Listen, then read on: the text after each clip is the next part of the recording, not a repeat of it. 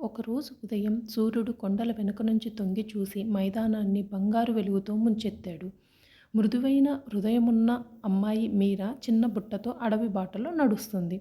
పూలు ఏరడం, ఆకులు గుసగుసలు వినడం తనకెంతో ఇష్టం.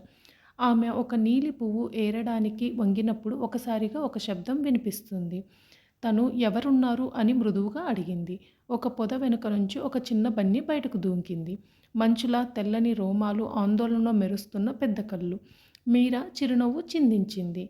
అయ్యో, నువ్వు తప్పిపోయావా అని అడుగుతుంది. బన్నీ చెవులు కదిలించింది. అటు అడవి వైపు చూసింది. మీరా దాని మెడ చుట్టూ చినిగిన రిబ్బను కట్టబడి ఉన్నట్టు గమనించింది. నువ్వు ఎవరికో చెందుతావు అని అంచనా వేసింది. వెళ్దాం, నీ ఇంటికి తీసుకెళ్తాను.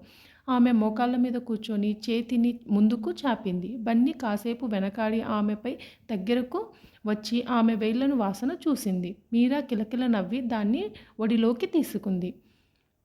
ఇద్దరు అడవి బాటలో నడుస్తున్నారు. మీరా హమ్ చేస్తూ ఒక సీతాకోకచిలుక ఎగిరింది. బన్నీ ముక్కుకు ఆసక్తిగా కదిలింది. కానీ కొద్దిసేపటికి బాట రెండు దారులుగా విడిపోయింది. మీరా ఆగి, ఏ దారి బంగారం అని అడుగుతుంది. బన్నీ చెవులు పైకెత్తి ఎడమ దారిలో దూకింది.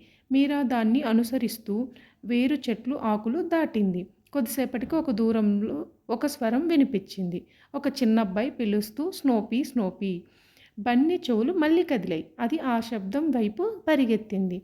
మలుపు తిరిగితే గజిబిజి జుట్టుతో ఒక అబ్బాయి చేతిలో అరకొర తిన్న క్యారెట్ పట్టుకుని నిలబడి ఉంటాడు. బన్నీని చూసి అతని ముఖం ఆనందంతో వెలిగిపోయింది. నువ్వు దొరికావు అని సంతోషపడతాడు.